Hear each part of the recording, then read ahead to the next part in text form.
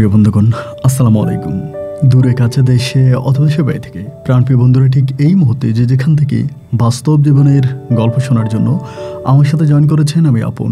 আর যে আপন জীবনের গল্পের 1345তম পর্বে আপনাকে প্রতিদিনের মতো স্বাগতম জানাচ্ছি। প্রিয় বন্ধুরা, আজ আমি আপনাকে শোনাবো বন্দনগরী চট্টগ্রামের ভাই মোহাম্মদ রবিউল আলমের জীবনের কলিজা কাঁপানো চরম দুঃখজনক এক বাস্তব জীবন কাহিনী। বন্ধুরা, আজকের গল্পের টাইটেল জন্মদাতা মাকে পতিতালয়ে বিক্রি করে দেয় সন্তান। এর থেকেও দুঃখজনক, এর থেকেও কষ্টকর, এর থেকেও হৃদয় বিদারক কথা কি আর হতে পারে যে মা সন্তানকে 10 মাস 10 দিন পেটে ধারণ করে দুনিয়ার মুখ দেখিয়েছে, লালন পালন করে বুধ থেকে মানুষ রূপ দিয়েছে, সেই সন্তান যদি তার ওই মাকেই পতিতালয়ে বিক্রি করে দিতে পারে, এর চেয়েও জঘন্য আর নোংরা কাজে দুনিয়ার সমাজে কি হতে পারে? প্রিয় বন্ধু, এই গল্পটা এরকম একটা গল্প আমার কাছে মনে হচ্ছে যে প্রতিটা যুবকের উচিত আজকে রবিউল আলমের জীবনের এই বাস্তব গল্পটা খুব মনোযোগ দিয়ে শোনা।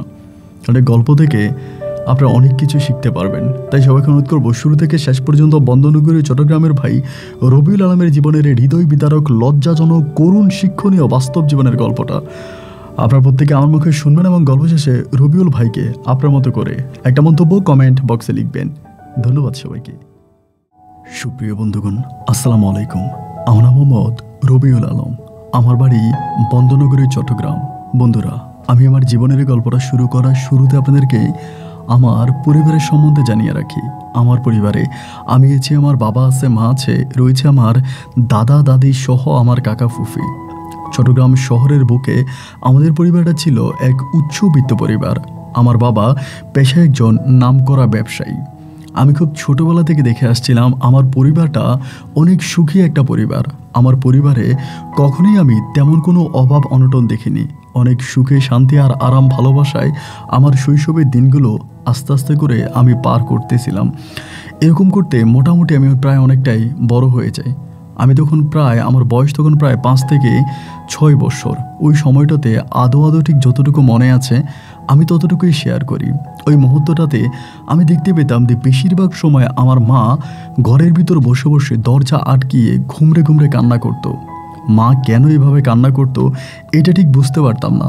মাকে বারবার জিজ্ঞেস করতাম যে কেন কান্না করতেছো, কেন তোমার মনে এত কষ্ট? বাবা তো তোমাকে কোনো কিছুর অভাব দেয় না, তোমাকে টাকা পয়সা গয়নাকাটি থেকে শুরু করে ঠিক যে সময় তোমার যা লাগে আমার বাবা তাই দিচ্ছে, এবং আমাদের পরিবারেও তেমন কোনো অভাব অনটন নেই।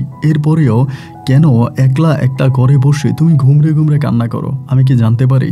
ছোটোবেলায় মাকে এই কথাগুলো বললে না, মা আমাকে তার বুকে জড়িয়ে ধরে চিৎকার করে কান্না করতো। কেন মায়ের মনে এত কষ্ট তা আমি বুঝতে পারতাম না। এবং বাবার সাথেও মায়ের সম্পর্কটা অনেক ভালো ছিল। এরকম কিন্তু নয় যে আমার বাবা আমার মায়ের সাথে ঝগড়া করতো।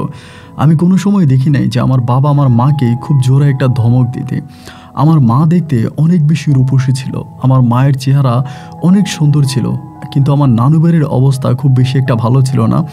আমার বাবা আমার মাকে ভালোবেসে বিয়ে করে। আমার নানু বাড়ির হিসাবে আমাদের পরিবারটা অনেক উচ্চ একটা পরিবার। আমার নানু বাড়ির সাথে আমার বাবার সম্বোধন যায় না। এরপরেও যদি আমার বাবা ভালোবেসে বিয়ে করে, সেক্ষেত্রে আমার দাদা দাদি এই সম্পর্কটাকে মেনে নেয়। এমন করেই একে একে দিনগুলো সামনের দিকে অতিবাহিত হচ্ছিল। সময় যতটা সামনের দিকে যাচ্ছে আমার মায়ের বুকের ভিতরে কষ্টের পরিমাণটা ঠিক ততটাই বাড়তেছে।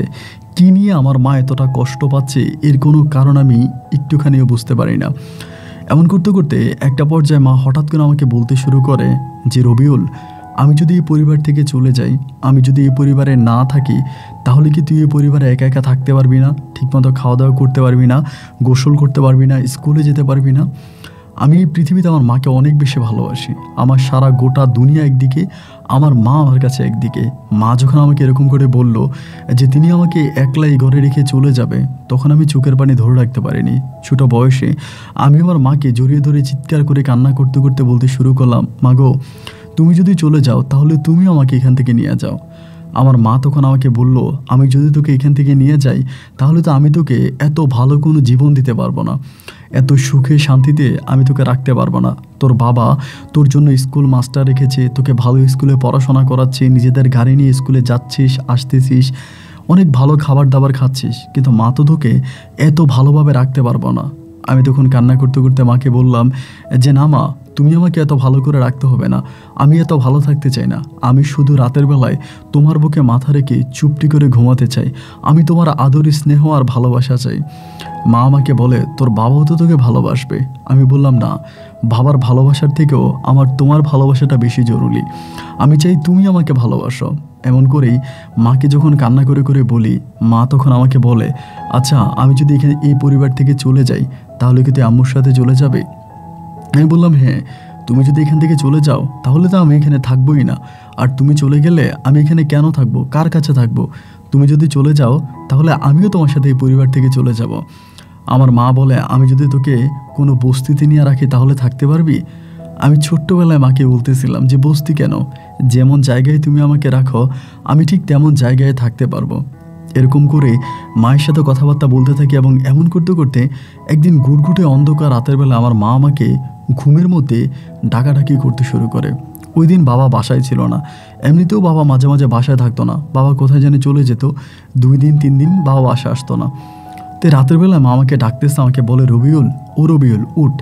কয়েকটা ডাক দেওয়ার পর আমার তখন ঘুম ভাঙছে। আমি তখন মাকে বলি যে মা কোথায় যাব, এবং মায়ের দিকে তাকিয়ে দেখলাম যে মা বোরকা পরিহিত অবস্থায় আছে। মায়ের হাতে একটা ব্যাগ আছে, আমার স্কুল ব্যাগ থেকে শুরু করে আমার সমস্ত জামা কাপড়ও তখন আমার আম্মুর কাছে। আমি তখন মাকে বললাম যে মা তুমি কোথায় যাবা? আমার মা বলে, আমি তোকে নিয়ে যাব, তুই যাবি আম্মুর সাথে নাকি থাকবি? আমি বললাম না না না, আমি তোমার সাথে যাব। এবং এই কথা বলার পরে আমার মা তখন বলল যে ঠিক আছে তাহলে চল।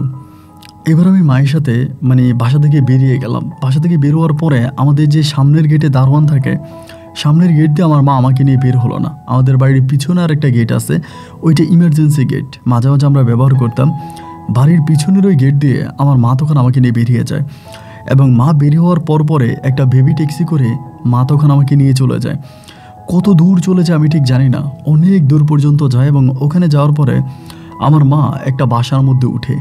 বাসাটা সম্পূর্ণ ফাঁকা একটা বাসা ছিল, একলা একটা বাসা। দেখে আমার কাছে মনে হচ্ছিল যে মা সম্ভবত বাসাটা আগ থেকে ভাড়া করে রাখছে। ওই বাসার মধ্যে মা তখন আমাকে নিয়ে উঠলো, এবং উঠার পরে মায়ের যত জামা কাপড় ছিল এগুলো সব আলনার মধ্যে রাখলো। খুব ছোট একটা রুম, দোতলার মধ্যে অনেক ছোট একটা রুম। এরকম একটা রুমে মা তখন আমাকে নিয়ে ঘুমিয়ে পড়লো। সারাটা সকাল মায়ের সাথে ঘুমাইলাম, দুপুরে আমার ঘুম ভাঙছে। আমি তখন মাকে বললাম যে ও মা, আমার পেটে তো ভীষণ ক্ষুধা লেগেছে, আমি কিছু খাবো। মা তখন বাইরে গিয়ে আমার জন্য কিছু খাবার দাবার নিয়ে আসলো, এবং বাজার করার জন্য কিছু বাজারের জিনিসপত্র নিয়ে আসলো, যেমন রান্না করার জন্য চুলা, চাউল, ডাউল, তরকারি, এরকম কিছু নিয়ে আসছে। তো আমি খাবার খাইতেছি, আর তখনও বুঝতেছিলাম না যে মা কী করতে চাচ্ছে এখানে। দেন খাবার দাবার তখন আমাকে দিল, আমি খাচ্ছি, এবং আম্মু তখন রান্নাবান্না করার জন্য প্রস্তুতি নিল। মাগরিব থেকে আসর আজানের সময় তখন আম্মু রান্নাবান্না শেষ হলো। তো আসর আজানের পরে আমি আমার মাকে নিয়ে তখন ওখানে বসে আছে বারান্দার মধ্যে। আমি তখন আমার আম্মাকে জিজ্ঞেস করি যে আম্মা, তুমি কি একেবারে আব্বাকে ছেড়ে চলে আসছো? তুমি কি আর কখনোই আব্বার কাছে যাবা না? আমার আম্মা বলে যে না, আমি আর কখনোই তোমার আব্বুর কাছে যাব না, আমি আর কখনোই যাব না, আমি একেবারেই তোমার আব্বুর কাছ থেকে তোমাকে নিয়ে চলে আসছি। আমি তখন বললাম যে মা, এটা তুমি কেমন কথা বলো? তুমি একেবারে আব্বুর কাছ থেকে আমাকে নিয়ে চলে আসছো, তুমি আর কখনোই আব্বুর কাছে যাবা না? আমি আমার দাদা দাদি, বাবা, তারপরে কাকা কাকি কাউরেই দেখতে পারবো না? আমার মা বলে যে না, তুমি আর কাউরেই দেখতে পারবা না, আমি তোমাকে আর কখনোই ওখানে নিয়ে যাব না। মায়ের কথাটা শুনে না আমার মনে অনেকটা কষ্ট লাগলো যে মা আমাকে আর আমার দাদা দাদির কাছে নিয়ে যাবে না।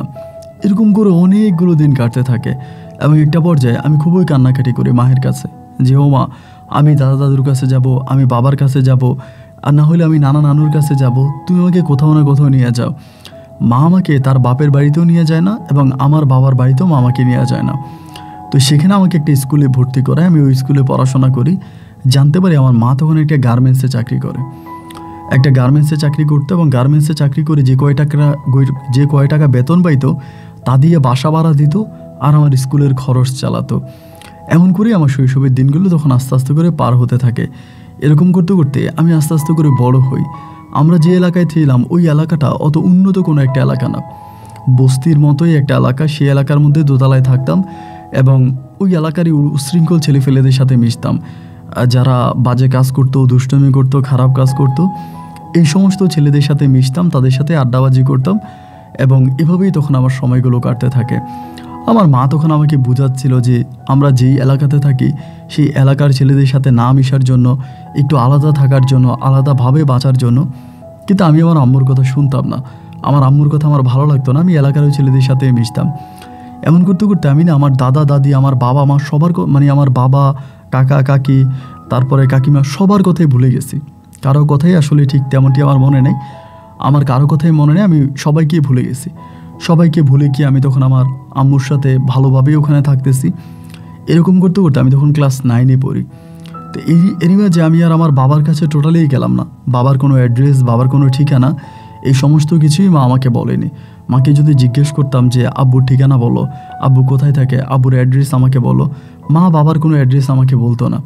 বাট বাবার নামের উপরে আমার আইডি কার্ড আমার আম্মা তৈরি করে, কিন্তু আইডি কার্ডে যে অ্যাড্রেসটা দেওয়া এটা ছিল ভুল। আমার বাবার রিয়েল আইডি কার্ড দিয়ে আমার জন্ম নিবন্ধনের কাগজ করা হয়নি। সম্ভবত আমার বাবার ভুয়া আইডি কার্ড দিয়ে আমার মা আমার জন্ম নিবন্ধনের কাগজ বানায়। অ্যান্ড কীভাবে বানায় এটা আমি ঠিক জানিও না। এরকম করে তখন ক্লাস 9-এ পড়া অবস্থায় আমি পড়াশোনা থেকে একটু বিচ্ছিন্ন হয়ে পড়ি। পড়াশোনা থেকে বিচ্ছিন্ন হয়ে পড়ি বলতে এইটা ক্লাস 9-এ ওঠার পরে আমি একটু নেশা করতে শুরু করি। আমি যে স্কুলে পড়াশোনা করতাম এটা একটা পল্লী স্কুল ছিল। মানে পল্লী বলতে শহরের মধ্যেই ছিল, কিন্তু বেশিরভাগই আপনার মানে নিম্নবিত্ত পরিবারের সন্তানেরাই পড়াশোনা করতো। তো সে জায়গার মধ্যে পড়াশোনা করতে করতে আমি একটা পর্যায়ে নেশার সাথে জড়িয়ে পড়ি। নেশার সাথে ভীষণভাবে জড়িয়ে পড়ি, নেশা করি, ঠিকঠাক মতো পড়াশোনা করি না, এবং পড়াশোনার প্রতি টোটালি কোনো মনোযোগ ছিল না। সারাক্ষণ নেশা করতাম এবং নেশার মাঝে আমার তখন সময় কাটতো। তো এরকম করে যে নেশা করতাম, মা কিন্তু বুঝতে পারতো না যে আমি নেশায় জড়িয়ে পড়ি। ক্লাস 9 থেকে কোনোভাবে আমি ক্লাস 10-এ উঠি, এবং ক্লাস 10-এ ওঠার পরে আমি খুবই বাজে রেজাল্ট করি, অনেক খারাপ রেজাল্ট করি। এবং খারাপ রেজাল্ট করার পরে স্কুল থেকে আমার আম্মাকে তখন ডাকা হয়। তা আমি আমার আম্মাকে স্কুল থেকে যে স্যারে ডাকছে এটা কিন্তু আমি আমার আম্মাকে বলি নাই। স্কুল থেকে আমার আম্মুর জন্য তখন দপ্তরি আসে। আমাদের বাসায় দপ্তরি আসলে পরে আমার আম্মা তখন স্কুলে যায়, এবং স্কুলে গেলে পরে স্কুলের শিক্ষকরা তখন আমার আম্মাকে বিষয়গুলো খুলে বলে যে প্রথম দিকে তো রবিউল অনেক ভালো স্টুডেন্ট ছিল, এবং আজকে রবিউলের পরিণতি এরকম ঠিকঠাক মতো পড়াশোনা করি না, নেশা করি, খারাপ ছেলেদের সাথে মিশি। মানে যতটুকু আমার আম্মুকে বলা দরকার আমাদের ওই স্কুলের শিক্ষক ঠিক ততটুকু আমার আম্মুকে বলে। আম্মু এই কথাগুলো শুনে মনে ভীষণ রকমের কষ্ট পায়। আমার আম্মা গার্মেন্টসে চাকরি করে দিনকে রাত আর রাতকে দিন বানিয়ে হাড় ভাঙা পরিশ্রম করে আমার আম্মার টাকা ইনকাম করে, আর সেই টাকা দিয়ে আমার আম্মা আমাকে পড়াশোনা করায়। তা আম্মুর কথা হলো যে আমি এত কষ্ট করে টাকা ইনকাম করে দেই, এবং সেই টাকা তুই এইভাবে নষ্ট করিস, তুই পড়াশোনা করিস না। আমার আম্মার মনে তখন ভীষণ রকমের কষ্ট যায়। তো বাড়িতে আসার পরে সেদিন রাতে আমার মা আমার গায়ে হাত তোলে। আম্মা যখন আমার গায়ে হাত তোলে আমি মায়ের এতটাই অবাধ্য এবং অযোগ্য সন্তান হয়ে যাই, আমি নিজে আমার মায়ের গায়ে হাত তুলি। আমার মা যখন আমার গায়ে হাত তোলে একইভাবে আমি আমার মায়ের গায়ে আমিও হাত তুলি। দেন ওই দিন রাতের বেলা আম্মাকে মেরে আমি তখন বাসা থেকে বেরিয়ে চলে আসি, বাসা থেকে বেরিয়ে যাই, এবং আম্মু আমাকে বাসায় নিয়ে যাওয়ার জন্য চেষ্টা করে, বাট আমি আর বাসায় গেলাম না। বাসা থেকে আমি তখন বেরিয়ে পড়ি, এবং বাসা থেকে বেরিয়ে পড়ার পরে আমি এলাকার খারাপ ছেলেপেলেদের সাথে আরও বেশি মিশতে শুরু করি। তখন তো ধরেন স্কুলে যাইতাম, আম্মা বাধা দিত, বা অনেকে আমাকে ওই খারাপ ছেলেদের সাথে মিশলে বাধা দিত, বাট এখন আমাকে আর বাধা দেওয়ার মতো কেউ রইল না। আমার মা তো আমাকে বাধা দেয়ই না, আর আমার মার সাথে তো আমার কোনো যোগাযোগও নাই। আমি আমাদের বাসায়ও যাই না, এবং এলাকার ওই খারাপ ছেলেদের সাথে তখন উঠা বসা থেকে শুরু করে ওনাদের সাথে আমি তখন বিভিন্ন খারাপ কাজে জড়িয়ে পড়ি। খারাপ কাজ বলতে ঠিক এরকম অনেক জায়গায় চিন্তাই করা, ডাকাতি করা, চুরি করা, স্মাগলিং করা থেকে শুরু করে যত ধরনের খারাপ কাজ আছে এই সমস্ত কাজের সাথে আমি জড়িয়ে পড়ি। এভাবে প্রায় 7 থেকে 8 মাসের মতো আমি টোটালি বাড়ির বাইরে থাকি, এবং 7-8 মাস পরে একদিন আমার আম্মা হঠাৎ করে আমাকে আমাদের যেই গোডাউন বাড়ি আছে, আমাদের ওই গোডাউন বাড়ির মধ্যে আমার আম্মা একদিন আমাকে এসে জড়াইয়ে ধরে, এবং মা আমাকে জড়িয়ে ধরে চিৎকার করে কান্না করতে শুরু করে। আমি তখন বললাম যে এরকম করে কান্না করতেছো কেন? এখানে যদি অন্যরা শুনে তাহলে তারা আমাকে খারাপ মনে করবে, তুমি এরকমভাবে এখানে কান্না করো না। আমার আম্মা তখন আমাকে জড়িয়ে ধরে চিৎকার করে কান্না করে বলে, বাবারে আমি খুব ছোটোবেলায়, তুই যখন অনেক ছোটো ছিলে তখনই আমি তোর বাবাকে ছেড়ে চলে আসি। আমি গার্মেন্টসের সুপারভাইজার, এজিএম, পিএম প্রত্যেকটা মানুষের বকা খেয়ে, প্রত্যেকটা মানুষের হাতে মায়ের খেয়ে আমি কষ্ট করে গার্মেন্টসের হেল্পার থেকে আমি গার্মেন্টসের একজন আমি ওয়ার্কার হই, আমি একজন মেশিন ম্যান হই। আমি সেখান থেকে খুব কষ্ট করে টাকা ইনকাম করে আমি তোকে পড়াশোনা করিয়েছি। আজকে আমার সেই সন্তান রাস্তার পাশে ছিনতাই করছে, ডাকাতি করছে, মানুষের মাথায় বাড়ি দিচ্ছে। এই জিনিসগুলো আমি যখন চিন্তা করে আমি ঘুমোতে পারি না। আমি তোর পায়ে ধরে, তুই আমার সাথে চল। আমি বললাম, না মা, আমি তোমার সাথে যাব না। আমি যেখানে আছি এখানে আমি বেশ আছি, আমি তোমার সাথে যাব না। আমার এই জগৎটাই ভালো লাগে। মা সেদিন আমার হাতে পায়ে ধরে কান্না করে। একটা পর্যায়ে মায়ের চোখের পানি আমি সহ্য করতে পারি নাই। ভিতরে তখন খুব কষ্ট কাজ করে। এক পর্যায়ে আম্মার কান্নাকাটি দেখে আমি তখন বাড়িতে ফিরে আসি। কিন্তু বাড়িতে ফিরে এসেও না আমার কোনো লাভ হলো না। আমি বাড়িতে ফিরে আসি ঠিকই, কিন্তু আমি কোনো কাজ করি না।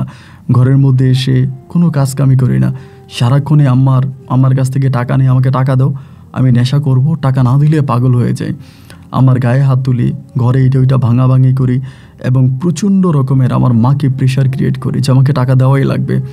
হয় তুমি আমাকে টাকা দাও, নাহলে আমি ঘরের মধ্যে আগুন লাগাই দিব। মানে নেশার টাকা না পাইলে আমি পাগল হয়ে যেতাম যে অন্য কিছু যাই হোক, আমাকে নেশার টাকা দেওয়াই লাগবে। আর আমার মাও তখন বাধ্য হয়ে আমাকে নেশার টাকা ম্যানেজ করে দিত। কারণ নেশার টাকা না দিলে যে আমি আমার নিজের মায়ের গায়েও হাত তুলতাম, মাকে পর্যন্ত মারতাম, যার জন্য মা আমাকে নেশার টাকা দিত।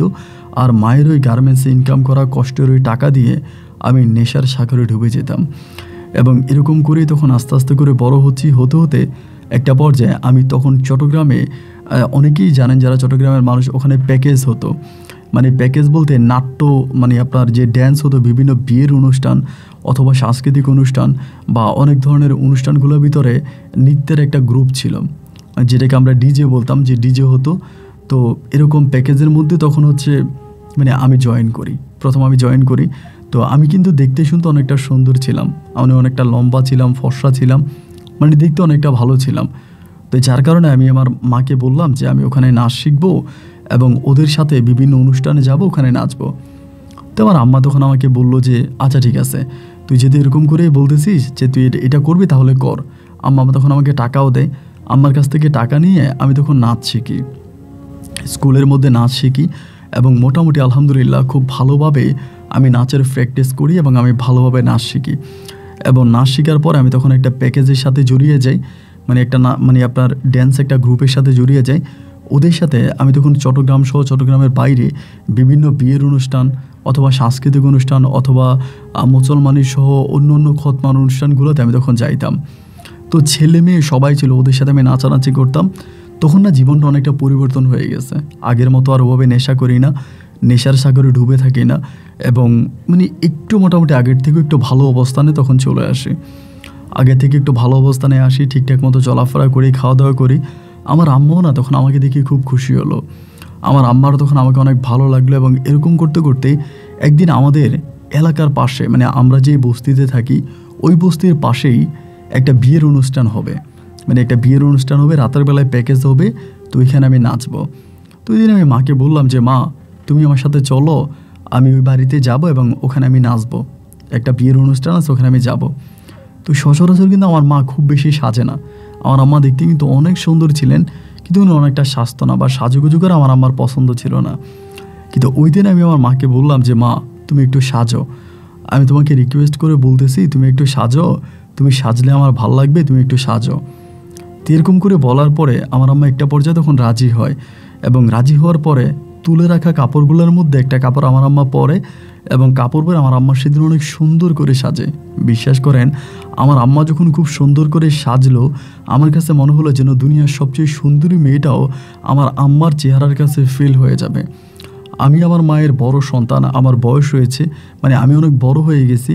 এরপরে আমার মায়ের শরীরের স্কিনটা একেবারে টান টান ফর্সা, খুবই সুন্দর, মানে দেখলে মনেই হয় না যে আমি আমার মায়ের সন্তান।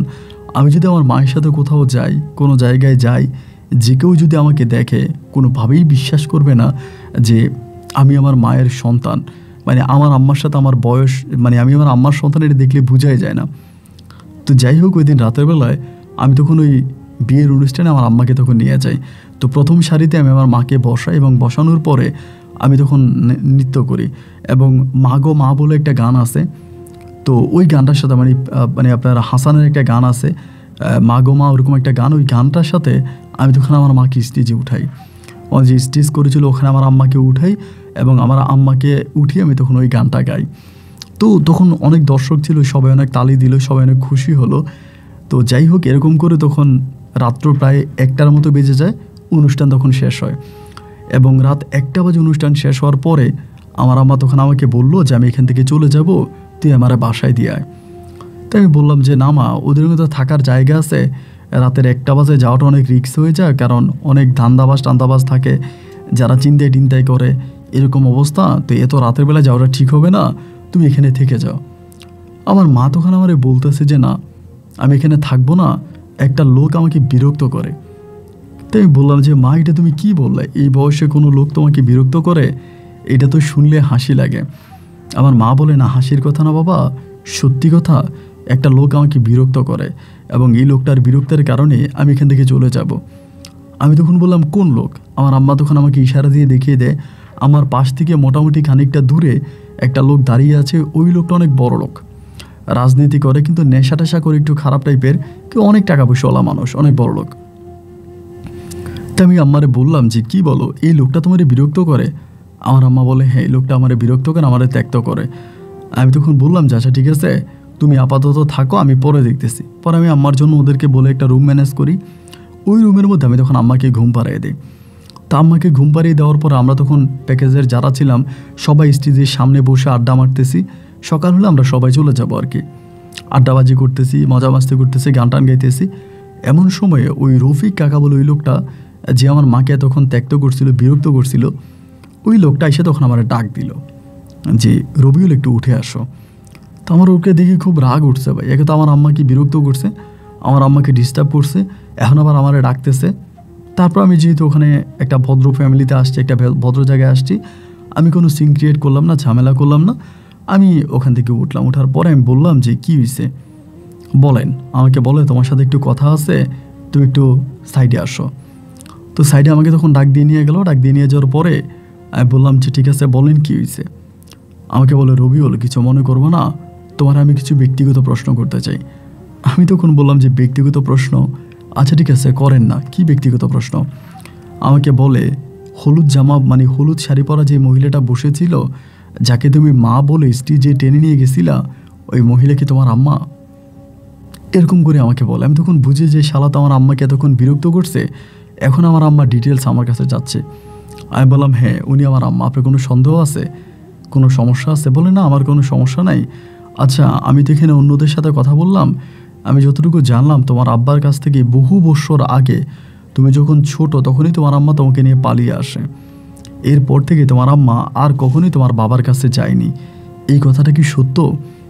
মানে কথাটা শোনার পর আমি সম্পূর্ণ অবাক হয়ে গেলাম যে এই লোকটা এই কথাটা জানবে কেমন করে, উনি তো এই কথাটা জানার প্রশ্নই আসে না।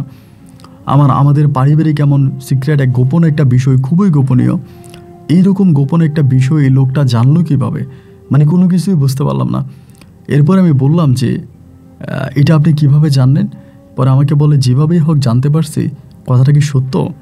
আমি বললাম হ্যাঁ কথাটা সত্য, আমার আম্মা সেই পরিবার থেকে চলে আসে এবং এরপরে আমি আজকে এত বড় হয়েছি, আম্মা কখনো আমাকে সেই পরিবারের অ্যাড্রেস দেয়নি, আমাকে ঠিকানা দেয়নি, এবং কখনো আম্মা নিজেও ওই পরিবারে যেতে চায় না। লোকটা তখন আমাকে বলে যে রবিউল, তোমার মোবাইল নাম্বারটা আমাকে দেওয়া যাবে? হ্যাঁ, আমি তখন বললাম যে এইটা আপনি কী বলেন, আমি তো মোবাইল ব্যবহার করি না। আসলে সেই সময় মোবাইলের অনেক দাম ছিল, মোবাইলের অনেক দাম, অনেক এক্সপেন্সিভ একটা মোবাইল, তো আমার কাছে মোবাইল ছিল না। তো উনি আমাকে বলে আমি তোমার সাথে একটু কথা বলবো, বাট আজকে বলবো না, কালকের পরের দিন বলবো, আমি তোমার কই পাবো? তাই আমি বললাম যে আপনি আমার বাড়িতে আসলে, বাসায় আসলে বাসায় পাবেন, আমি তো বেশিরভাগ সময় বাসায় থাকি। উনি বলে যে না, তোমার আমি দাওয়াত দিলাম, আজকের পরের দিন তুমি আমার সাথে একসাথে লাঞ্চ করো আমার বাসায়। আমার বাসা, আমার কোনো বাচ্চা কাচ্চা নেই, আমার ওয়াইফ নেই, আমি বাসায় একাই থাকি, আমি তোমার জন্য রান্নাবান্না করবো। তাই আমি বললাম যে ভাই ঠিক আছে, মানে কোনো রকম ওনাকে স্কিপ করে চলে আসার জন্য আমি বললাম যে ঠিক আছে। তারপর আমি চলে আসছি, আসার পর সবাই আমার বলে কিরে রবিউল কিছু হয়েছে? আমি বললাম না না কিছু হয় নাই, এমনি ডাকছিল কথা বলার জন্য, এমনি একটু কথাবার্তা বলছে, আমরা যে নৃত্য করলাম আমাদের নৃত্য অনেক পছন্দ হয়েছে, অনেক ভালো লাগছে, একটু প্রশংসা করলো, এই জন্যই ডাকছে। তো সবাই তখন বলতেছে ভালোই তো তোর নাচ পছন্দ করছে, আলহামদুলিল্লাহ, এরপরে যদি কোনো প্যাকেজ হয় তাহলে আমাদের গ্রুপকে হয়তো ডাকতে পারে।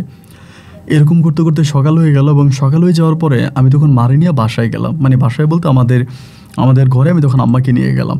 তা আম্মাকে নিয়ে যাওয়ার পরে এরপরে আমার এই কথাটা মনে নেই, উনি যে আমাকে দাওয়াত দিছে, বা ওনার যে আমার দাওয়াত ছিল পরের দিন ওনার বাসা আমাকে দাওয়াত দিয়েছিল, উনি বলছিল রান্না বান্না করবে, আমি যাতে কোনোভাবে মিস না করি, আমি যাতে ওনার সাথে যাই। তো আমি তো আর গেলাম না বা আমার মনেও ছিল না। এই ঘটনার প্রায় 4 থেকে 5 দিন পরে একদিন হঠাৎ করে ওই লোকের সাথে আমাদের এলাকায় দেখা। তো দেখা হওয়ার পর উনি আমাকে ডাক দিয়ে বললো, রবিউল, আমি তোমার আমার বাসায় দাওয়াত দিয়েছিলাম আজ থেকে অনেক দিন আগে, তুমি আমার বাসায় আসলা না, আমি তোমার জন্য রান্না বান্না করলাম, এটা কি তুমি ঠিক করলা? তো ওনারা কাকা বলেই ডাকি, যেহেতু মহল্লার রাজনীতি করে একজন নেতা।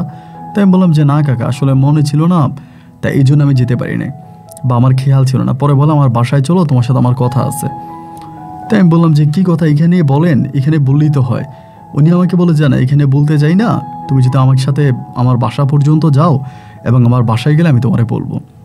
কিন্তু যেহেতু রাজনীতি করে উনি, ওনার অনেক লোকদের সাথে পরিচয়, অনেক খারাপ ভালো লোকদের সাথে ওনার পরিচিত আছে। তো ভাবলাম যে লোকটার সাথে আমার কোনো খারাপই করা চলবে না, বা খারাপই করলে আমি মহল্লায় বাঁচতে পারবো না। তাই আমি বললাম চাচা ঠিক আছে, সমস্যা নাই, তাহলে চলেন। তা উনি আমার বাসায় নিয়ে গেল। রাত্রে তখন প্রায় 7টা থেকে 8টার মতো বেঁচে গেছে। বাসায় যাওয়ার পর আমার বলে, রবিউল, কিছু মনে করবো না, এখন আমি যে কথাগুলো বলবো, এই কথাগুলো যদি তোমার ভালো লাগে তুমি এটা নিয়ে কথা বলবা, আর যদি ভালো না লাগে তাহলে তুমি আমার বলবা যে কাকা ভালো লাগে না, আমি আর এই বিষয় নিয়ে তোমার সাথে কোনো কথা বলবো না। তাই বললাম যে ঠিক আছে কাকা বলেন। উনি তখন আমাকে বলে, রবিউল, আমি বিয়ে করেছিলাম, আমার একটা কন্যা সন্তানও হয়, এবং কন্যা সন্তানটা হওয়ার পরে আমার ওয়াইফ আমার মেয়েটাকে নিয়ে চলে যায়, এবং ঠিক কোথায় চলে যায় তার কোনো অ্যাড্রেস আমি জানি না, ঠিকানা জানি না। আজ এতগুলো বছর হয়ে গেল আমি আমার ওয়াইফকে, আমার সন্তানকে ফিরে পেলাম না। তো এরপর থেকে আমি রাজনীতি করি এবং রাজনীতির সাথে জড়িয়ে পড়ি। সারাক্ষণ দল নিয়ে, মানে আমাদের দল নিয়ে চিন্তাভাবনা করি, এখানে মিটিং ওখানে মিছিল, এই সেই নিয়ে এরকম রাজনীতি করতে করতে আমার বিয়ের বয়সটা পেরিয়ে গেছে, কখন আমি বুঝতেই পারি নাই। আমার প্রথম ওয়াইফ চলে যাওয়ার পরে আমি আর বিয়ে শাদী আর করি নাই। তো রবিউল, আমি তোমাকে যে কারণে ডাকলাম, তোমার আম্মার কথাটা আমি আমাদের এখানের আরেকটা মহিলার কাছ থেকে জানতে পারছি। মেবি তোমার আম্মা ওই মহিলাকে বলছে, তার জীবনের ঘটনা বলার পরে ওই মহিলাটা আমাকে বলল। তো তোমার আম্মার জীবনের এই দুঃখের কথাগুলো শোনার পরে না আমার ভিতরটা অনেকটা কেঁপে উঠছে, অনেকটা খারাপ লাগছে। তো সে জায়গা থেকে তুমি যদি কিছু না মনে করো, তোমার আম্মাকে তুমি আমার কাছে বিয়ে দিবা, আমি তোমার আম্মাকে অনেক সুখে রাখবো। এইটা বলার পরে ভাই তখন আমার এত রাগ উঠছে, মানে আমার মন চাচ্ছে এই লোকটাকে আমি জায়গায় গলা টিপে মেরে ফেলি। যদি উনি ওই রাজনীতি বড় নেতা না হয়ে কোনো সাধারণ মানুষ হতো, তাহলে আমার কাছে মনে হয় আমি ওনাকে ওখানে মেরেই ফেলতাম। এত পরিমাণে রাগ উঠছে যে আমাকে ঘরের মধ্যে ডেকে এনে আমার মাকে বিয়ের প্রস্তাব দেয়, কত খারাপ হতে পারে। আমি তখন বললাম যে না, আপনি যেটা বলছেন ঠিক আছে, আমি আমার আম্মার সাথে আলোচনা করি, তবে আমার কাছে মনে হয় আমার আম্মা রাজি হবে না। আমার আম্মাকে আমি যতটুকু চিনি, যতটুকু জানি, বা আমার আম্মার সম্বন্ধে আমি যা বুঝি, আমার আম্মা এরকম কাজ করবে না। আমার আম্মা এই মুহূর্তে বিয়ে বসবে না, আর আমার আম্মার বিয়ের বয়সও বহু বছর আগে চলে গেছে। উনি আমাকে বলে, না রবিউল, তোমার আম্মাকে আমি যতটুকু দেখেছি, তুমি যে তোমার আম্মার বড় ছেলে এটা দেখলে বুঝেই যায় না, এটা কেউ বিশ্বাসই করবে না। তোমার আম্মা আমার চোখে এখনও অনেক ইয়াং, আমি তোমার আম্মাকে বিয়ে করতে চাই। ওনার নিজের চিটং শহরে 2টা বাড়ি আছে এবং ব্যবসা বাণিজ্য আছে, টাকা পয়সা আছে, মোটামুটি প্রভাবশালী একজন লোক। তারপরে আমি রাজি হইলাম না, মানে আমি বললাম যে না, এটা হতে পারে না, আমার আম্মা কখনোই রাজি হবে না, বা এরকম করে ওনাকে বুঝিয়ে শুনিয়ে কোনোভাবে বিষয়টা স্কিপ করে গেলাম। এবং বিষয়টা স্কিপ করে আমি তখন চলে গেলাম। আমি আর এই রফিক কাকার সামনে পড়ি না, রফিক কাকার সাথে কথাই বলি না, এবং টোটালি ওনার কাছ থেকে আমি দূরে থাকি। এরকম করতে করতে তারই প্রায় বেশ খানিকটা মাস পরে, প্রায় 7-8 মাস পরে, আমি অন্য একটা জায়গায় যাই নৃত্য করার জন্য। আমাদের চিটং থেকে অনেক দূরে বারুইয়ার হাট বলে একটা জায়গা আছে, বারুইয়ার হাটের ওইদিকে। ওখানে যাই, এবং ওখানে যাওয়ার পরে একটা বড়লোকের বাড়িতে, মানে বিশাল এক বড়লোকের বাসা, ওই বড়লোকের বাসায় একটা বিয়ের অনুষ্ঠানের মধ্যে আমি তখন নাচ করি। আমাদের গ্রুপের সবাই থাকে, সবাই নৃত্য করি, এবং নৃত্য করার পরে যেটা আমরা করি যে 12টা 1টা বা 2টো পর্যন্ত আমরা নাচানাচি করি, এবং বাকি সময়টা আমরা ওই বাসার মধ্যেই থাকি, সকালবেলা চলে যাই। তো আমাদেরকে একটা রুম দেওয়া হলো। রাত 2টার দিকে আমরা তখন আমাদের নৃত্য সম্পন্ন করলাম, করে রাত 2টার দিকে রুমের মধ্যে শুইতে গেলাম। এবং রুমে শুইতে যাওয়ার পরে হঠাৎ করে কে জানি রুমের দরজায় এসে নক করতেছে। দরজায় যখন নক করে আমি তখন দরজা খুললাম, খুলে দেখলাম যে একটা মেয়ে দাঁড়িয়ে আছে, যার বয়স আনুমানিক প্রায় 17-18 বছরের মতো হবে।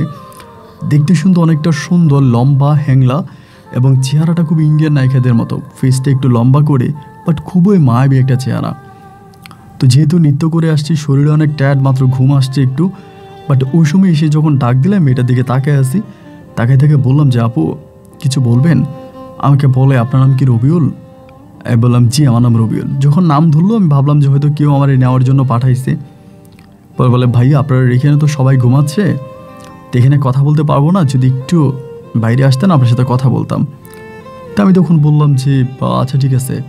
এই বলে আমি তখন মেয়েটার সাথে বেরোলাম। বেরোয়ার পরে ওই বিল্ডিংয়ের কোনার ভিতরে আমাকে ডেকে নিয়ে গেলো। নিয়ে গিয়ে মেয়েটা হ্যান্ডশেকগুলো করে বলতেছে আমার নাম হচ্ছে ইশরা, আমি হচ্ছে ইন্টার ফার্স্ট ইয়ারে পড়ি, আমাদের বাসা এখানেই। ওদের বাসাটা আমাকে দেখাই দিল। পরে বললো যে আমার কাজিনের বিয়ে। তাই আমি বললাম আচ্ছা ঠিক আছে। তা আমাকে বলতেছে যে ভাইয়া আপনার নাচ আমি দেখেছি, আপনার নাচ আমাকে পাগল করে নিয়েছে, আমার চোখের ঘুম কেড়ে নিয়েছে, যার জন্য আমি আপনাকে এই রাত দুপুরে ডেকে উঠিয়েছি।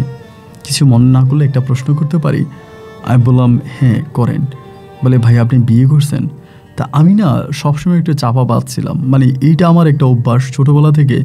আমি যে কোনো বিষয়ে খুব চাপা মারতাম। ধরুন আমার কাছে আসে 1 টাকা, আমি ধাপকে মারতাম 100 টাকার, এরকম একটু চাপা পাচ্ছিলাম। পরে এত সুন্দর একটা মেয়ে যখন আমাকে ডেকে নিয়ে বলতেছে যে মানে আপনি কি বিয়ে করছেন বা আপনার কোনো গার্লফ্রেন্ড আছে? আমি তখন বললাম যে না আমার কোনো গার্লফ্রেন্ড নাই, আর আমি বিয়েও করি নাই। পরে আমার বলতেছে যে সত্যি বিয়ে করেন নাই? আমি বললাম না না না সত্যি বিয়ে করি নাই। তা আমাকে বলে গার্লফ্রেন্ড? আমি বললাম না গার্লফ্রেন্ডও নাই, বিয়েও করি নাই। পরে আমাকে বলতেছে আপনি কি মোবাইল ফোন ইউজ করেন? ওই সময় একটা ফোন কিনেছিলাম, একটা মোবাইল ফোন কিনি। তাই আমি বললাম যে হ্যাঁ একটা মোবাইল ফোন কিনেছি, আমার একটা ফোন আছে। বলে আপনার নাম্বারটা আমাকে একটু দেওয়া যাবে, কাগজে লিখে দিবেন?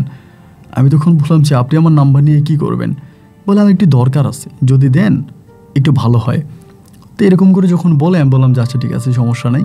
পরে আমার নাম্বারটা আমি একটা কাগজের মধ্যে লিখে মেয়েটাকে দিলাম।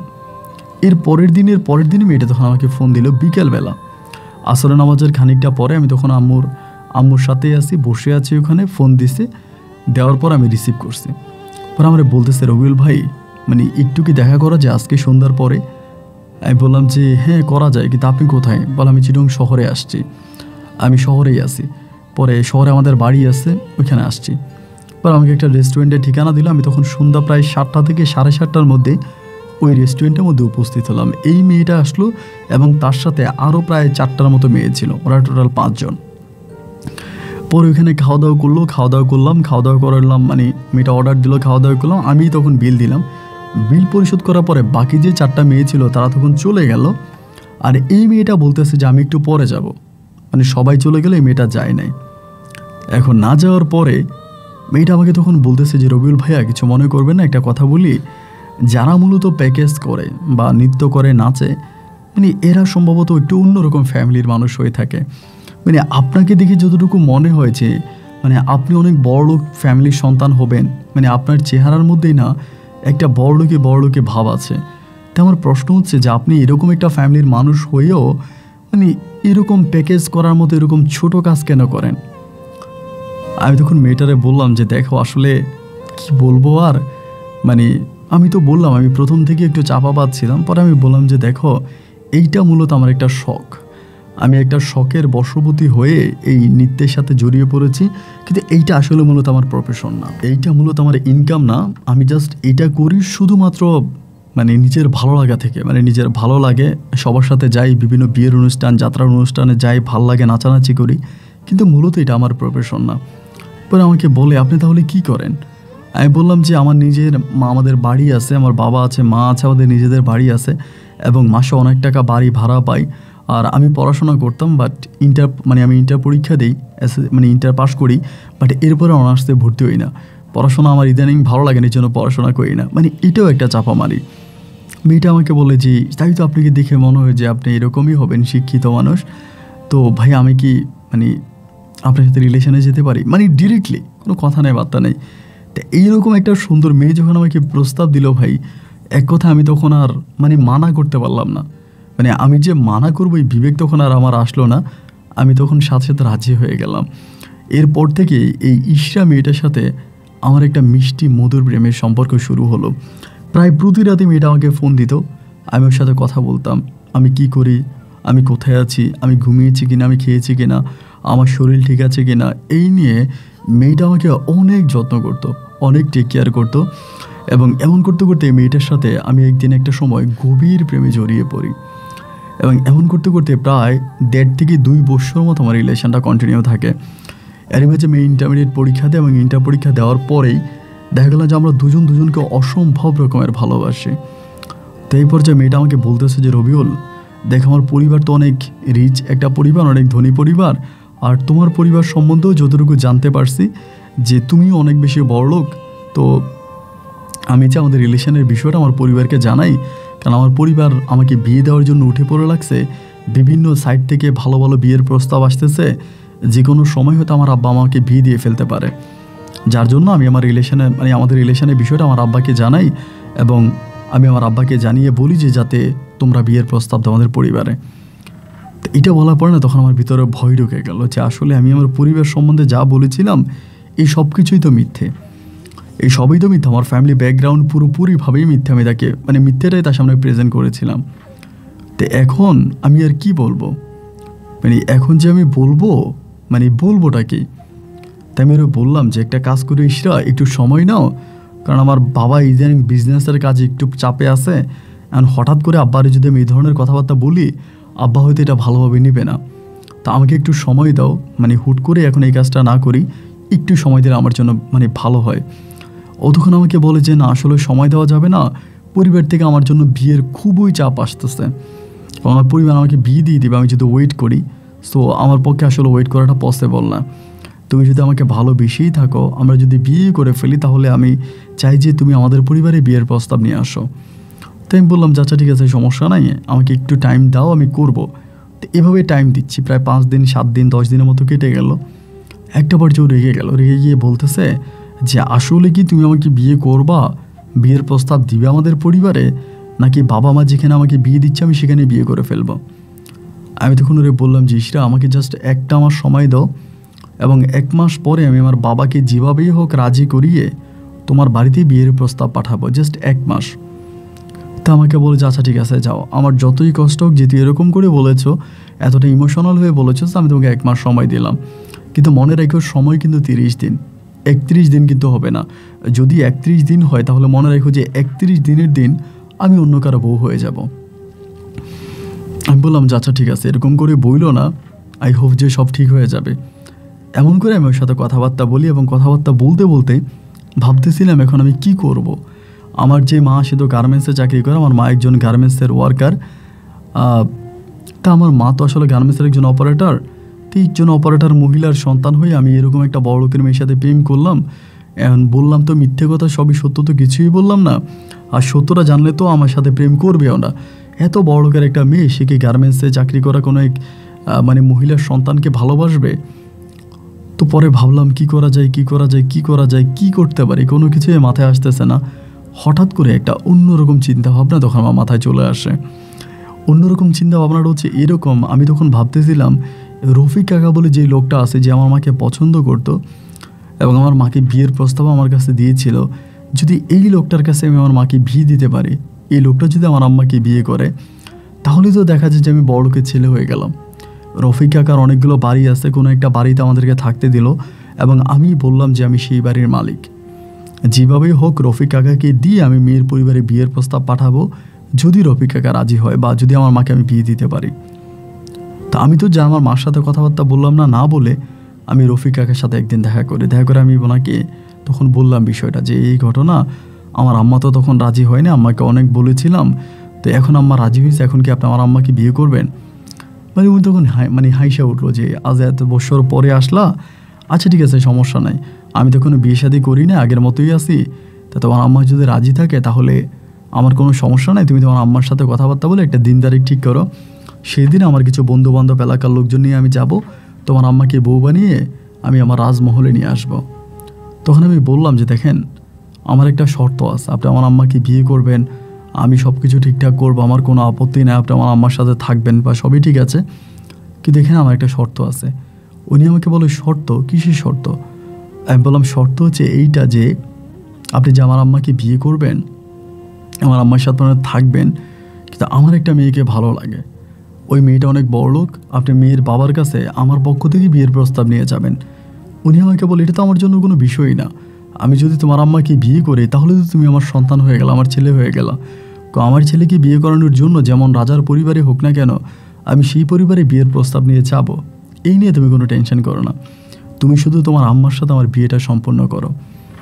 তাই আমি বললাম আচ্ছা ঠিক আছে। পরে গিয়ে আম্মারে বললাম এবং বাসায় গিয়ে আম্মাকে এটা জানানো মাত্র আম্মু তখন তেলে বেগুনে রেগে উঠলো যে না, এটা হতে পারে না, এটা কখনোই হয় না, আমি এই বুড়ো বয়সে আমি বিয়ে করব না। তাই আমি বললাম যে মা, তুমি আমাকে কতটুকু ভালোবাসো সেটা তো আমি জানি না, তবে আমি তোকে শুধু একটা কথাই বলি, তুমি যদি আমার কথা মতো রফিক কাকারে বিয়ে করতে রাজি না হও মা, তুমি জাস্ট এটা মাথায় রেখো যে তুমি আমার লাশ দেখবা, আমি আত্মহত্যা করব।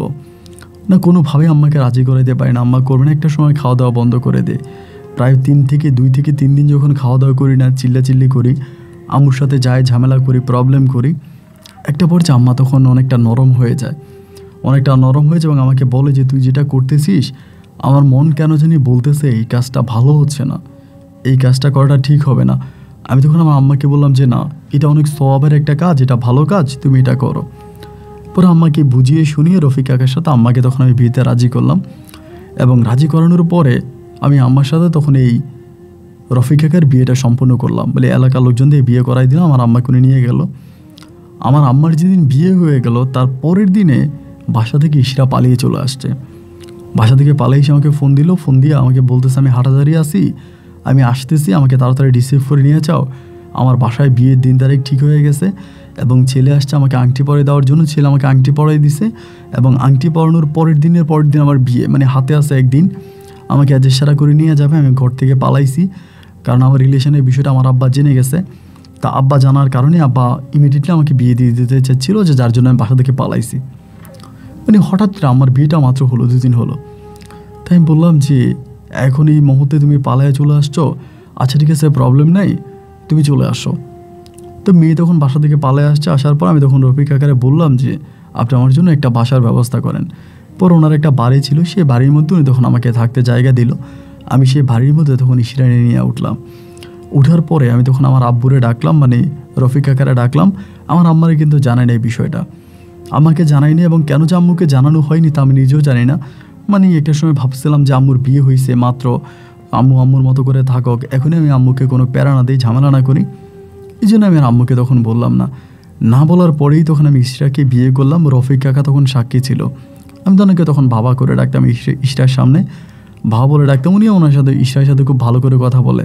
আমার একমাত্র সন্তান, এই বাড়ি তোমার বাড়িতে তুমি থাকবা, কোনো সমস্যা নাই, কোনো কিছুর অভাব নাই, সবই ঠিক আছে, কোনো কিছুর সমস্যা হলে তুমি রবিউলকে বলবা। এরকম করে ইশরারে আমার আব্বা তখন খুবভাবে বুঝিয়ে দেয় এবং বুঝিয়ে দেওয়ার পরে ইশরার সাথে তখন আমার সংসারে কাটতেছে। তো এরকম করে আমি তখন ভালোই আছি। আমার আম্মা তখন ওই রফিক কাকার সাথে আছে, মানে রবিনের যারা বিয়ে করছে তার সাথেই আছে। কিন্তু সমস্যা হচ্ছে আম্মা ওনার সাথে অ্যাডজাস্ট হতে পারতেছে না। অ্যাডজাস্ট হতে পারে না এই কারণে যে উনি নেশা করতো, প্রচণ্ড রকমের নেশা করতো এবং রাত দুপুরে বাড়িতে আসতো, বাড়িতে এসে বাসে এসে আমার আম্মাকে মারতো। আমার আম্মার কোনো দোষ না থাকলেও, কোনো অপরাধ না থাকলেও উনি আমার আম্মার গায়ে হাত তুলতো, আমার আম্মাকে মারতো এবং খুবভাবে আম্মুর সাথে ঝামেলা করতো।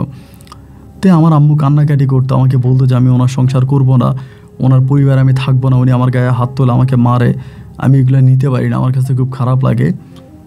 তখন আমি আম্মারে বললাম যে আম্মা দেখো ঠিক হয়ে যাবে, তুমি থাকো না একটু। ইতিমধ্যে কিন্তু রফিক কাকা আমাকে অনেক টাকা দিত, মানে অনেক টাকা দিত। আমি যে বাসায় থাকতাম ওই বাসায় তো ভাড়া লাগতোই না, টোটালি ফ্রি থাকতাম, যেহেতু আমার আব্বুর বাসা। সেকেন্ডলি হচ্ছে উনি আমাকে 2-1 দিন পর টাকা দিত। আমি যাইতাম, চাইলে আমাকে টাকা দিত, যা চাইতাম আমাকে তাই দিত। উনি আমার আম্মাকে খুব ভালোবাসতো, কিন্তু আমার আম্মাই না ওনার সাথে অ্যাডজাস্ট হতে পারতেছে না। আমার আম্মা তখন বললো ওনাকে ছেড়ে দেবে, ওনার সাথে সংসার করবে না। আমি তখন আমার আম্মারে বললাম যে না আম্মা, হুটহাট করে তুমি এরকম সিদ্ধান্ত নিও না, তুমি একটু সময় নাও, একটু ভাবো, একটু ভেবে চিন্তে সময় নাও, মানে হঠাৎ করে তুমি এরকম পাগলামিটা করো না। আম্মাকে যতভাবেই বলি বা যেভাবেই বলি আম্মা আমার কোনো কথাই শোনে না। আম্মা একটা কথাই বলে যে না আমি ছেড়ে দিব। এরকম করে অনেকগুলো দিন কেটে গেল, কিন্তু আমি আর আম্মুকে ঠিক রাখতে পারলাম না বা আম্মুকে বুঝাইতে পারলাম না। এবং আমি আম্মুরে বারবার বলতেছি তুমি ওনাকে ছেড়ে দিও না, থাকো না, মানে যতই বলতেছে না আম্মু থাকবে না। এবং এরকম করতে করতে একদিন রাতে হঠাৎ করে রফিক কাকা আমাকে ফোন দেয়, রাত্রে আনুমানিক 2টা বাজে। আমাকে বলে রবিল তোমার আম্মু কোথায়? আমি বললাম যে আম্মু কোথায়, মানে আম্মু তো আপনার বাসায়। উনি বলে যে না তোমার আম্মু বাসায় নেই, তোমার আম্মুর মোবাইলে বন্ধ, রাতের বেলা একসাথে আমার সাথে ঘুমাইলো, বাট এখন আমার হঠাৎ ঘুম ভেঙে যাওয়ার পর আমি দেখি তোমার আম্মু নাই। আমি বললাম তার মানে নাই বলতে আম্মু কোথায় গেছে? তখন উনি বলতেছে কোথায় গেছে এটা তো আমি জানি না, শুধু এইটুকুই জানি তোমার আম্মু নাই, এখন সম্ভবত তোমার আম্মু কোথাও চলে গেছে, তুমি খবর নাও। তো আমি বললাম যে আব্বু এখন তো অনেক রাত, এই সময় তো আর আমি বেরোইতে পারবো না, আমি সকালে আসতেছি। পরে সকালবেলা ওনার বাসায় গেলাম, বাসায় যাওয়ার পরে আমি বললাম যে কী হয়েছে।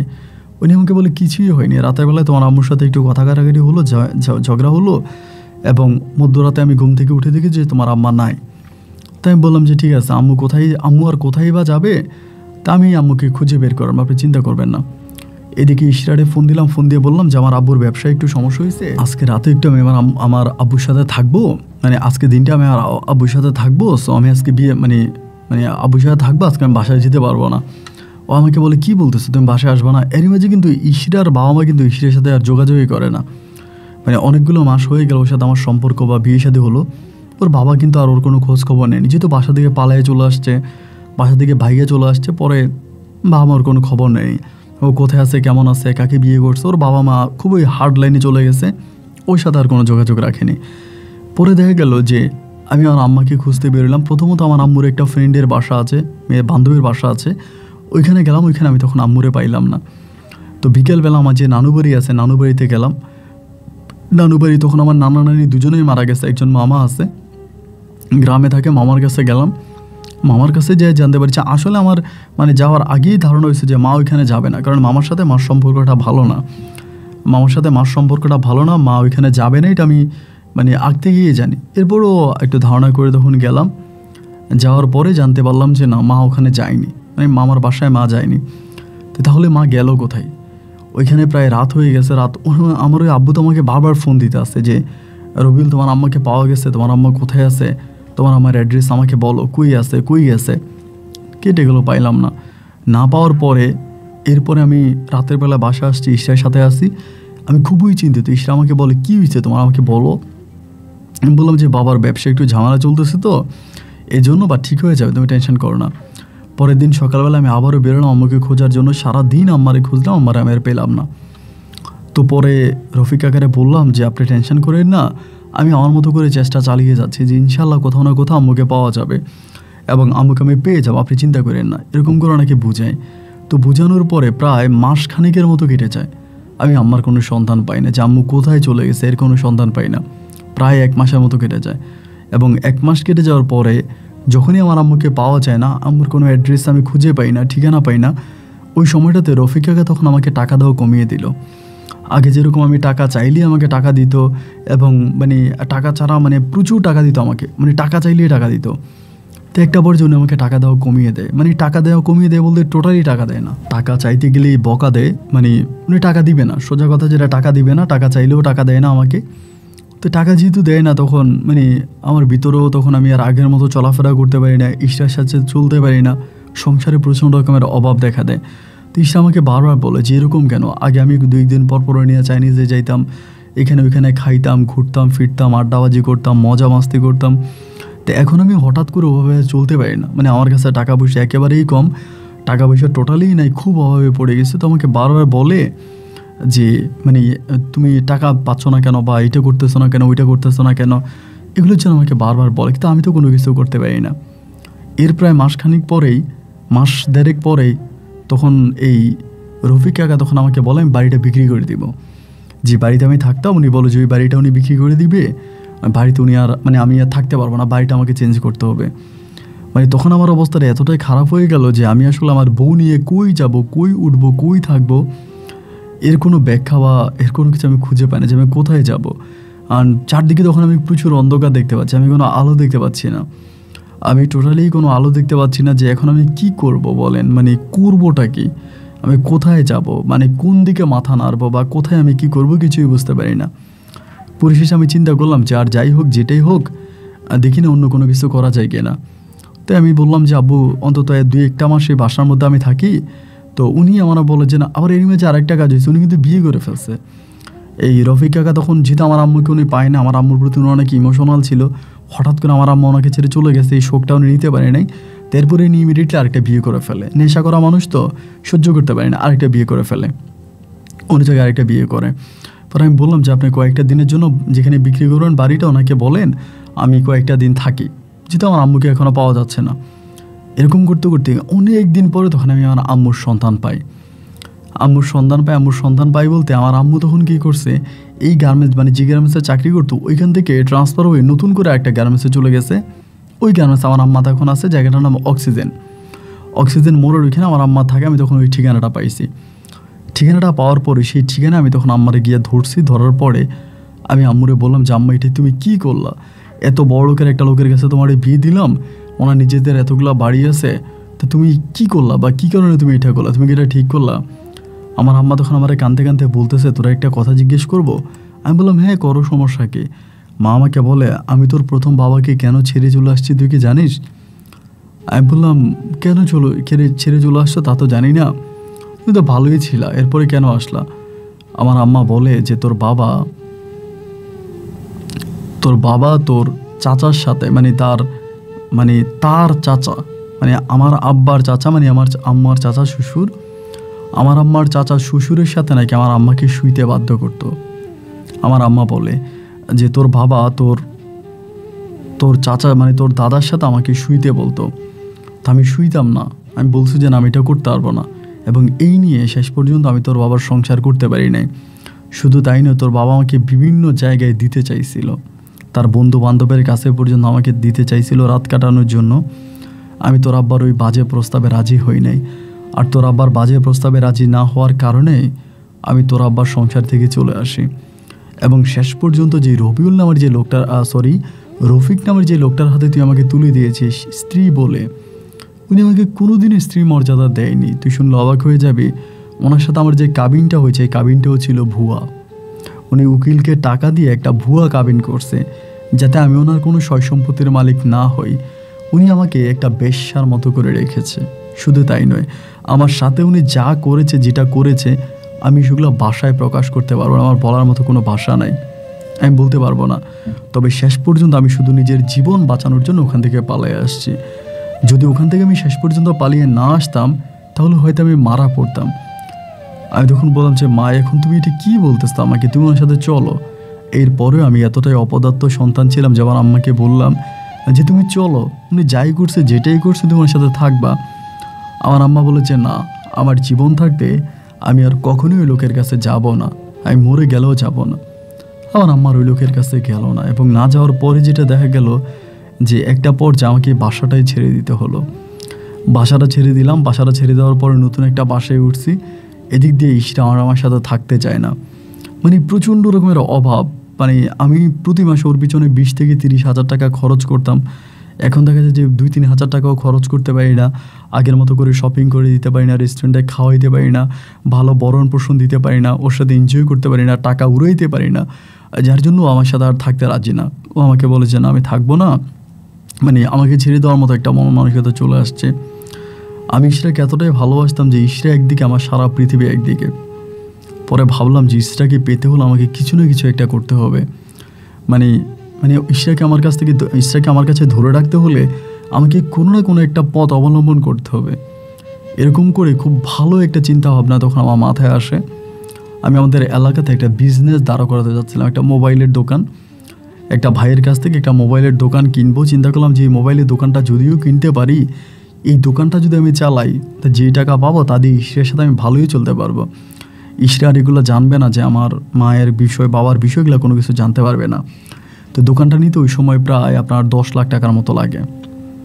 10 লাখ টাকার মতো লাগে। যে আমাদের সিনিয়র এক ভাই আছে, ওনার মাধ্যমে নিব। উনি আমাকে বললো যে আপাতত তুই 5 লাখ টাকা দে, 5 লাখ টাকা দিয়ে দোকান নিয়ে নে, আর বাকি 5 লাখ টাকা তুই মাসে মাসে দিবি। মাসে মাসে দিবি, আমাকে এটা বললো। তো 5 লাখ টাকার জন্য আমি তখন মায়ের কাছে গেলাম যে আমাকে 5 লাখ টাকা দাও, আমি একটা দোকান পাইছি, দোকানটা আমি নিব না, আমাকে তো চলতে হবে। আমার আম্মাই হাসি দিয়ে বলে যে আমার কাছে 5 টাকাও নাই, আমি তোরে 5 লাখ টাকা দিব কোত্থেকে। তো আমি তখন করলাম কি, রফিক কাকার কাছে গিয়ে বললাম যে আমার মাকে পুনরায় ওনার কাছে আবার এনে দিব। উনি আমাকে বলে যে না, তোর মাকে আমার প্রয়োজন নাই, তোর মা আমার কলেজে আঘাত দিয়ে যেহেতু চলেই গেছে, আমি পুনরায় তোর মাকে ফিরে পেতে চাই না। আমি এখন যারা বিয়ে করছি তার সাথে আমি ভালো আছি, আমি তোর আম্মাকে প্রয়োজন নেই। টাকার জন্য ভাই তখন এতটাই পাগল হয়ে যাই যে এমন কোনো লোক নেই আমি যে তার কাছে যাই নাই। প্রতিটা লোকের কাছেই যাই টাকার জন্য, যে কোথায় আমি টাকা পাবো, কে আমাকে টাকা দিবে। টাকা যদি আমি কিছু পেয়ে যাই তাহলে আমি দোকানটা কিনতে পারবো, আর দোকানটা যদি আমি কিনে ফেলতে পারি আমার অভাব থাকবে না। আর তা না হলে যে পরিমাণের অভাব দেখা দিয়েছে, একটা সময় আমি ইশরাকে হারিয়ে ফেলবো, ইশরা আমার কাছ থেকে চলে যাবে, ইশরা থাকবে না। এত অভাবে তো আর ইশরা আমার সাথে সংসার করবে না, তো ইশরা থাকবে না। দেখা গেল যে না, আমি কোনোভাবেই কোনো দিক থেকে টাকা ম্যানেজ করতে পারি না, এবং টাকা ম্যানেজ করতে না পারার কারণে একদিন আমাদের এক সিনিয়র বড় ভাই আর কি, আমাদের প্যাকেজের মধ্যে ওনার সাথে পরিচয়। ওনার নাম হচ্ছে একরামুল ভাই।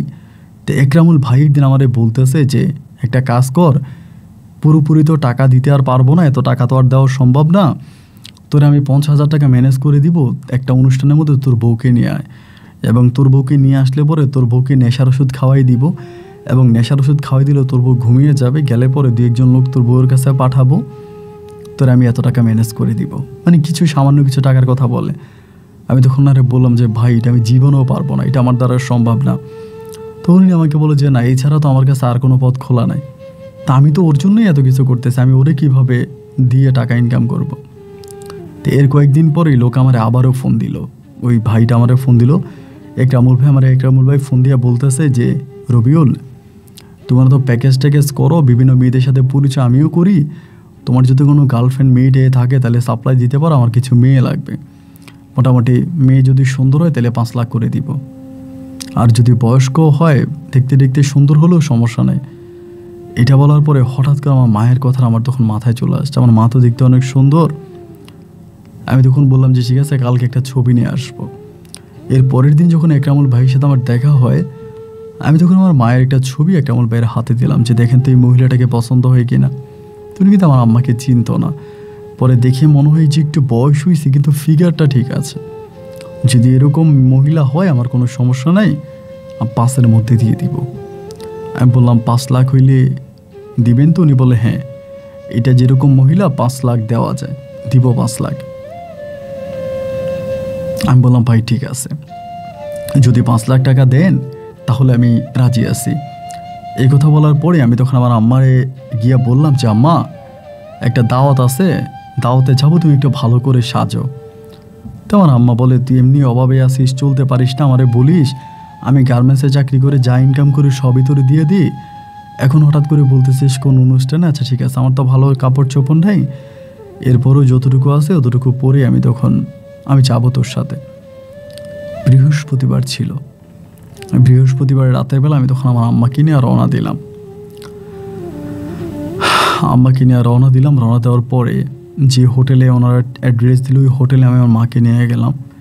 এটা একটা বার ছিল। আমার আম্মা আমাকে বলে তুই আমাকে বারে নিয়ে আসলি কেন? আমি বললাম যে না মা, কিছুই না, তুমি আসো, বসো।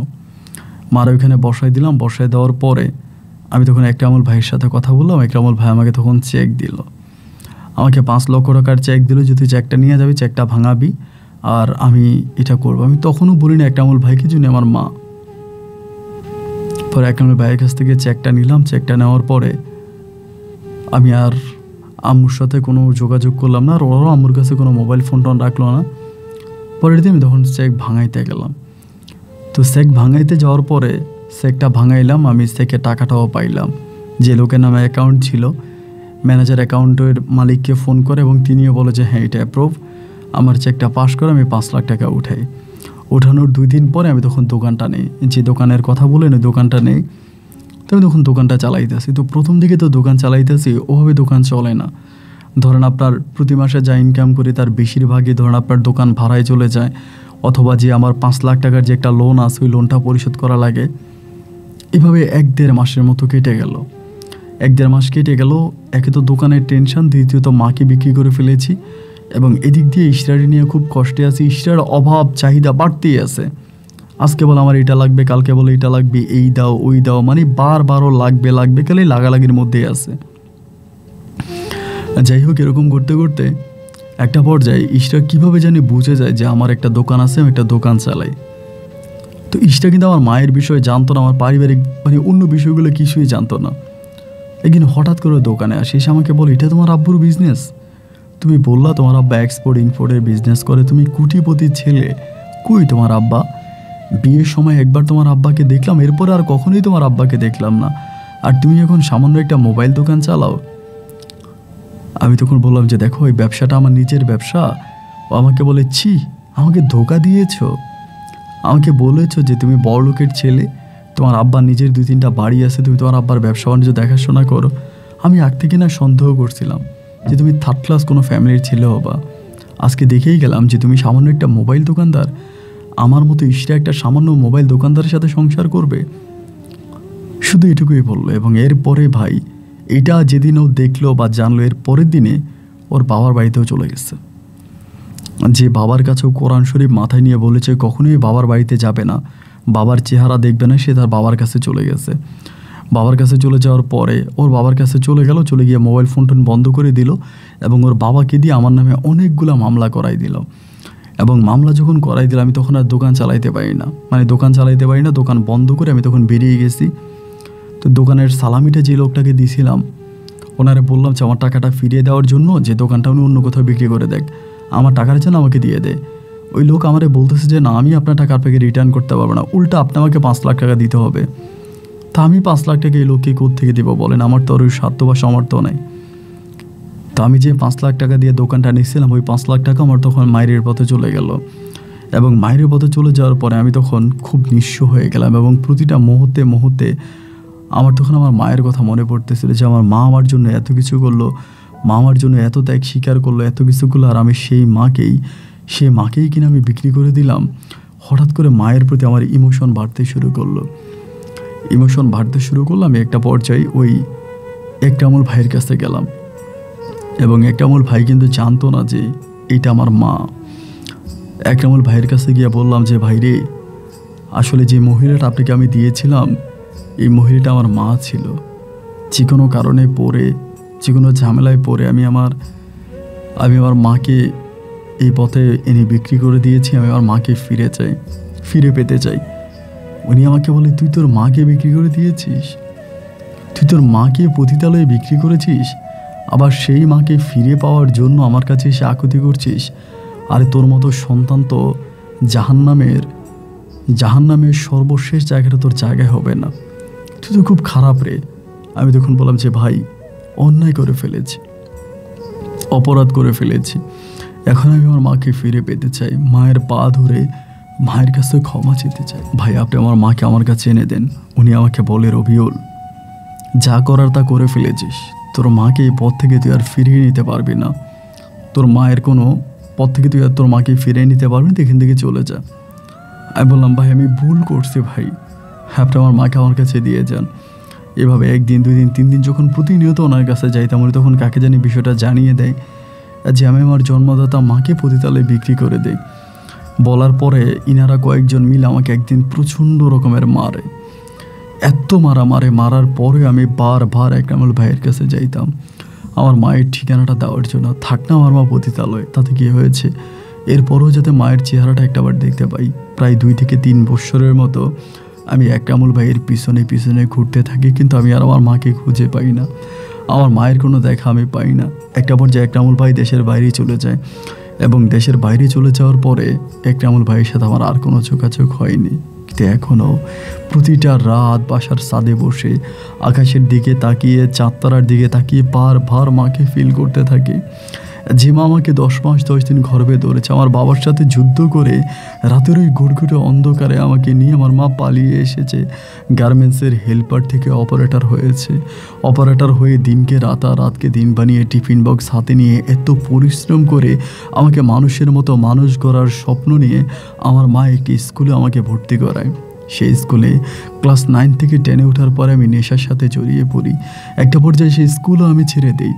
শেষ পর্যন্ত এক বড়লোকের ধনির ধুলালির মেয়ের প্রেমের ফাঁদে পড়ে তাকে বিয়ে করি। আর সেই বউকে ধরে রাখার জন্য একটা পর্যায়ে আমার মাকে আমি একজন নেশাখোরের কাছে বিক্রি করি। তারপরে সেখান থেকে ফিরিয়ে এনে আমি আমার মাকে সরাসরি পতিতালয়ে বিক্রি করে দিই। আমার মতো সন্তানের দুনিয়াতে বেঁচে থাকার কোনো অধিকার নাই। এবং এইটা চিন্তা করে বেশ কয়েকবার মরণকে পর্যন্ত বরণ করেছি। ভাই আমি বিষ খেয়েছি আমার জীবনে 2বার, কিন্তু আমি মরি নাই। কীভাবে জানি আল্লাহ আমাকে বাঁচিয়ে দেয়। আমার জীবনে একটাই শেষ ইচ্ছা, আমি যাতে অন্তত একটা বার আমার মায়ের সামনে যেতে পারি, মাকে হাত জোর করে ক্ষমা চাইতে পারি, মায়ের পা জড়িয়ে ধরে বলতে পারি, মা গো, ও মা তুমি আমাকে ক্ষমা করে দাও। মায়ের কাছ থেকে ক্ষমা শব্দটা শুনে যেন আমি মরতে পারি। ভাইরে, আপনার গল্প তো অনেক অসহায় মানুষরা শোনে, অনেক দুঃখী মানুষরা শোনে। যদি পৃথিবীর কোনো এক কোনায় আমার মা আমার এই গল্পটা শুনতে পায়, আপনি আমার মাকে আমার পক্ষ থেকে বলে দিয়েন, মা যেন আমাকে ক্ষমা করে দেয়। আমি সন্তান, আমি বুঝি নাই। ছোট সন্তান যেমন না বুঝে আগুনে হাত দিয়ে হাত পোড়ায় ফেলে, ঠিক তেমনি আমি না বুঝে আমার মায়ের সাথে এত বড় অন্যায় করেছি। আমি আমার কিডনি বিক্রি করে হলেও আমি আমার মাকে ফিরিয়ে আনতে চাই। আমি আমার চোখ বিক্রি করে হলেও আমার মাকে ফিরিয়ে আনতে চাই। আমার মা যদি আমার গল্পটা শোনে, মা যেন আমার সাথে একটা বার যোগাযোগ করে। ভাই, আপনি আমার মাকে আমার কাছে ফিরিয়ে এনে দেন ভাই। এটা আমার ফোন নাম্বার, যদি পারেন আমার সাথে ফোনে একটু কথা বলবেন। ভালো থাকবেন ভাই। আসসালামু আলাইকুম।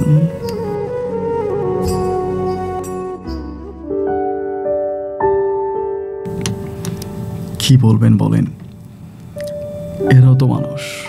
যে রবিউল আজকে কেঁদে কেঁদে তার জীবনের কথাগুলো আমাকে লিখলো, সেই রবিউলও তো একটা মানুষ। যে সন্তানরা রবিউলের মতো আছেন, আমার আসলে ভাবতেই কষ্ট হয় যে জীবনের বাস্তবতা এতটাই কঠিন, এটা মেনে নেওয়া অনেক অনেক বেশি কষ্টকর। বাস্তবতার সামনে দাঁড়িয়ে বাস্তব গল্পগুলো যখন শুনিনি, নিজের অজান্তেই চোখে জল চলে আসে। রবিউলের মতো কুলাঙ্গার সন্তান আর কোনো মায়ের পেটে না আসুক, এই আশা ব্যক্ত করে আমি আপন আজকের মতো এখানেই বিদায় নিচ্ছি। ইনশাআল্লাহ আপনার সাথে আমার দেখা হবে অন্যদিন অন্য কারো বাস্তব জীবনের গল্প নিয়ে। আল্লাহ হাফেজ এন্ড আসসালামু আলাইকুম।